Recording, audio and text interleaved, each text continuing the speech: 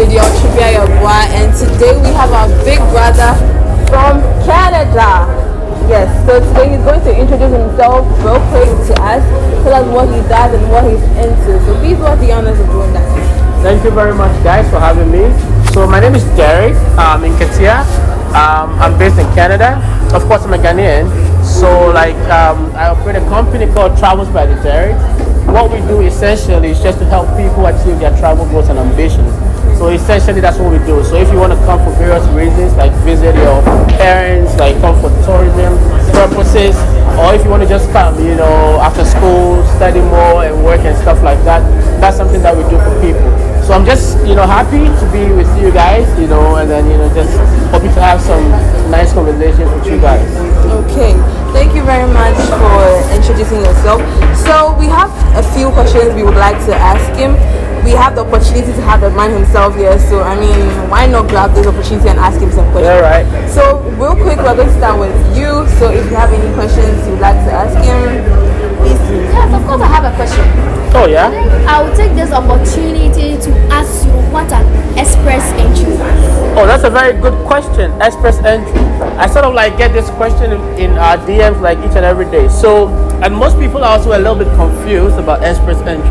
So pretty much, I'm sure you've heard of the U.S. lottery system before. Okay. It's just the same way as the Canadian system, but this one is more point-based. So what it means is that the government of Canada is giving you the chance to come to Canada as a permanent resident, but then you have to earn it. You have to gather points. So the points that you are earning is being, given to you based on your academics. So your academic qualifications. If you have a bachelor's degree, you get some points. If you have a master's degree, you get some points. It's also based on your language proficiency, right? Of course, I have a question. I think I'll take this opportunity to ask you what an express entry is. Oh, thank you very much for your question. So express entry is, pretty much like a very basic tool that is being used by the Canadian government to bring people to Canada. So they don't just want to bring anybody. They want to bring people that sort of they will benefit from. So they select people and they will give you points based on what you have. So your academics, right? Now your language proficiency. So if you have a bachelor's degree, they give you some points. If you have a master's, they give you some points. Now if you can speak French, it gives you some points. If you can also prove your language skills, like English skills, by writing, IELTS or stuff like that, and you have high points, it also gives you, some high points. Now, what happens is that after you've been able to gather all these points, they put you in a pool of candidates, right? And so you're going to be selected. If you get selected, then you have the chance to apply for a Canadian permanent residency. And so you can just come to Canada right away from Ghana with your permanent residence.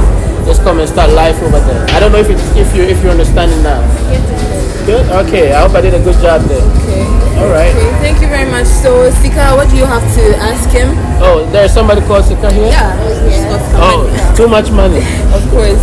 How can one find a job in Canada from Ghana? Oh, okay. All right. So Sika is all about the money, right? So she's asking about how she will be able to find a job in Canada directly from Ghana. Okay, so this is a very crucial topic because I think most people coming to Canada from Ghana, they just want to come to work. But if you're not careful, you're going to be duped by so many people. So the trick is very simple. If you want to find a job in Canada directly from Ghana, all you need to do is to go on your phones. Just go to Google, right? Now there is a website called the Canada Job Bank. So when you go to Canada Job Bank, all you need to do is to just search for the job that you are looking for. So you're in Ghana right now, you do not have a work permit, right? And without a work permit, you can obviously not work in Canada. So what you need to do is that when you go online and you find a job, look for employers that gives you the chance, that will be able to sponsor you. So they write in there that, eligible for internationals. Those are the ones that you need to apply for. Now, once you apply for that, you get an interview, you have to make sure you nail it, right?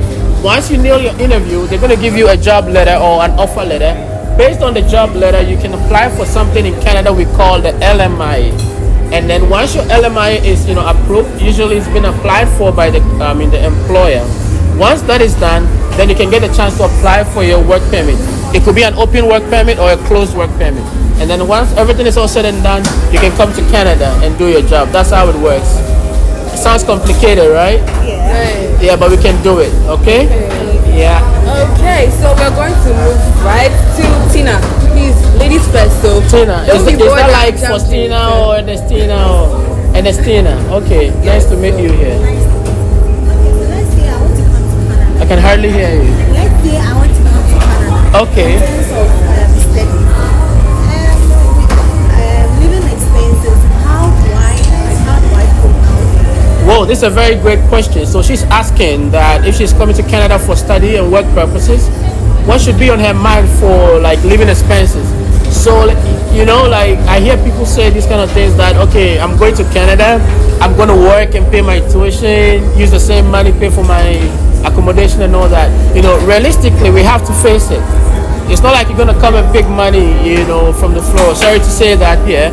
But then you have to be realistic. When you're coming to Canada, initially, I always advise people that we bring to Canada that have at least 3 months, funds to take care of you. It has to be sufficient for at least 3 months. Now, the thing is that for a student accommodation, the price of the accommodation is also dependent on where you're going. So, like, depending on the province that you're going to, or depending on the city that you're going to. Of course, if you're going to a major city, then you're going to spend more. But then averagely, you can be looking at between 600 to 700 Canadian dollars a month, or even 800 for accommodation. Now, in terms of groceries, in terms of what you're going to eat, that one is individualized. But then you're not going to be doing less than 150 to 200 Canadian dollars. So let's say $1,000 should be okay. But then keep in mind, you have to pay your phone bills. If you're driving, you have to pay insurance and all that. But the good thing is that if you're studying in Canada, you'll be able to work as you study, right? So that's also a good thing. But I don't want people just focusing on just the working aspect. But when you come in, bring some money. I know you got some dollars. Bring some dollars, okay? Wait, but let me just take a sip, right? Yeah, I'm doing. I was even checking you up from like your website. Yeah. Sorry. I was even checking your website. Oh, okay. You're checking us up. Okay. So I want to ask is the university better than companies in Canada? Great question. So I know here in Ghana, sometimes people have some kind of notion about like maybe polytechnic or training college or university, like they sort of try to compare. University is okay, but when you come to Canada, you may even be surprised that you go to work, you have a master's degree, and then your supervisor or your boss will just have a certificate from class. So the most important thing is what you do. First entry, what are the key things to consider? Yeah, very great question. So, as I was explaining to Nanette here, express entry is based on points. All right. So the very important things that you have to keep in mind is that first and foremost, you need to polish your English skills. Now, polishing your skills doesn't necessarily mean that you're just going to learn how to speak English, but then getting higher marks in the English exam in terms of the IELTS. So the higher marks you get, the higher points you're going to get. Also, age is sometimes a factor, right? I mean, it's obviously a factor. But then, I'm not going to say that if you are too old or whatever, don't try. You can still try. But it's very good if you apply, right now, within 25 to 30 years. That is really, really good. Now, one thing that you have to keep in mind is education. Canada, they love people who study. So, bachelor's degree, master's degree, PhD, whatever. The higher you go, the more points you're going to get.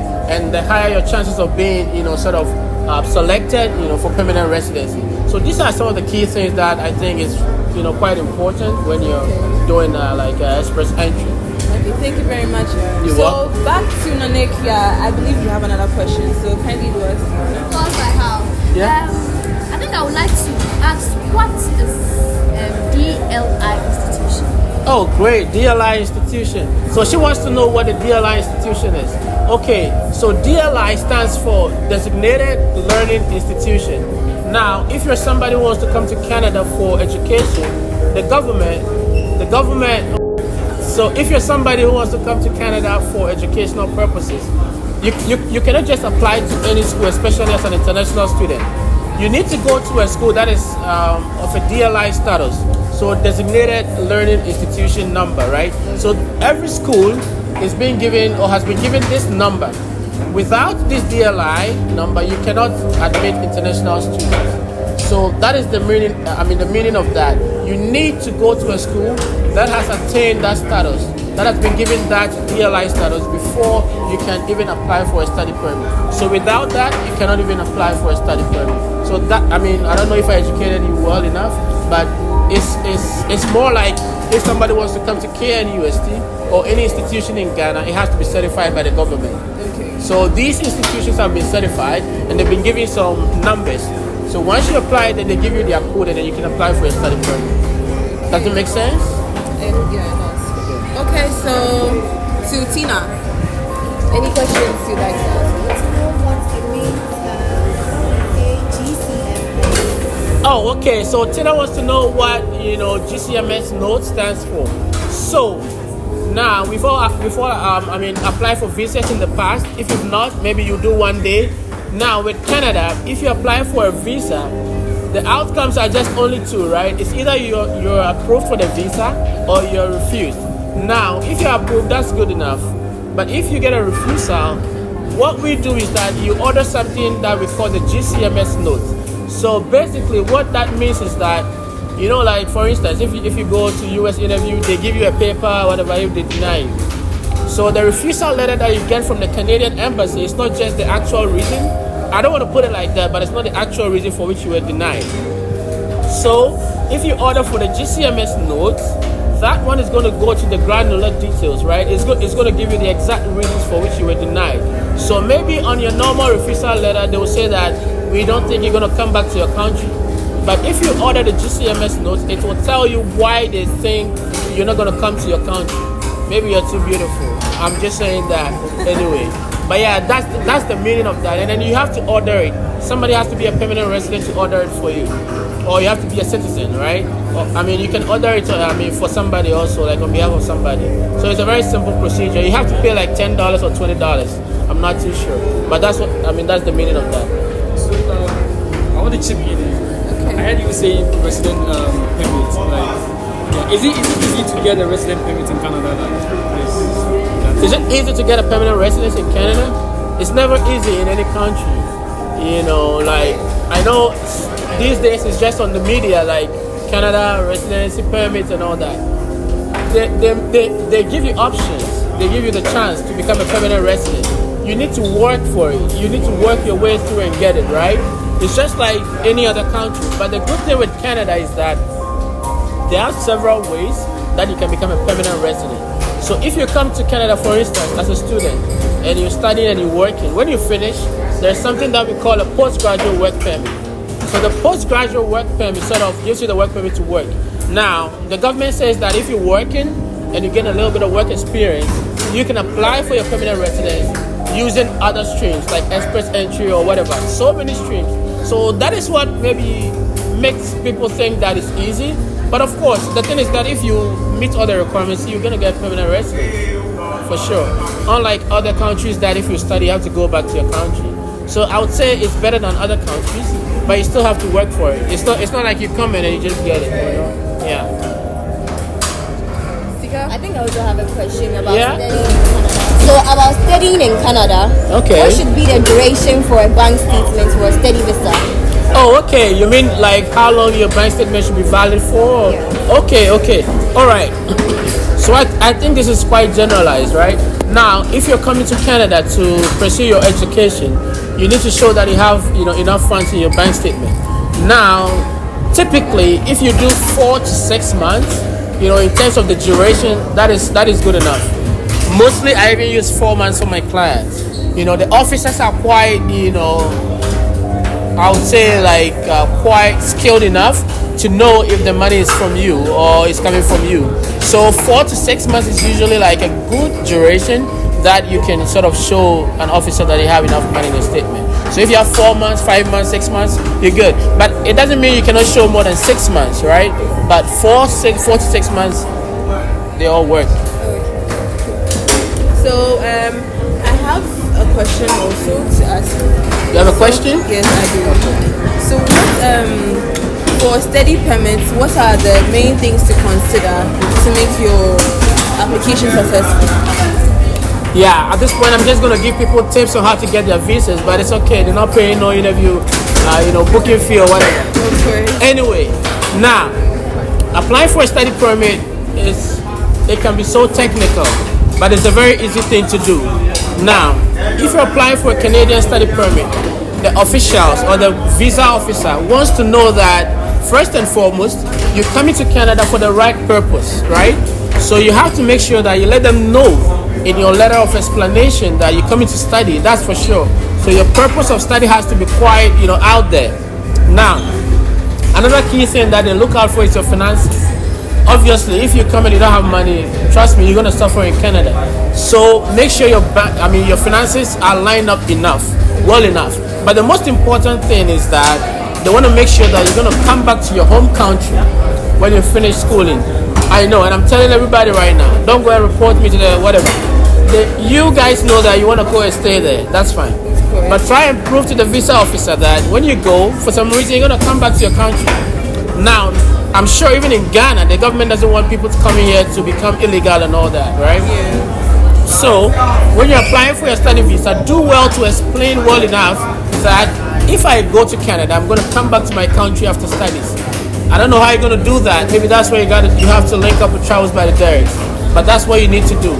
And of course, also they want to make sure that what you're going to study is a true reflection of your previous education. Sometimes, people have issues with this, but, that's their system. You have to explain to them. So let's say if you have a degree in marketing and then you come into Canada, on a normal level, they want you to, advance in that field. But it can also change, right? For somebody who maybe did maybe a degree in, let's say, sociology or pharmacy or whatever.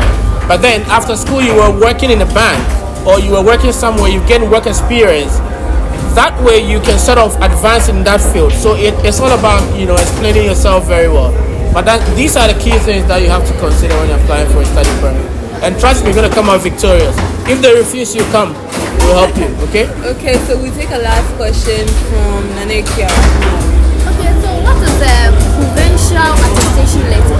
Sorry, can you take that again? Provincial attestation letter. Okay, so she wants to know what a provincial attestation letter means, right?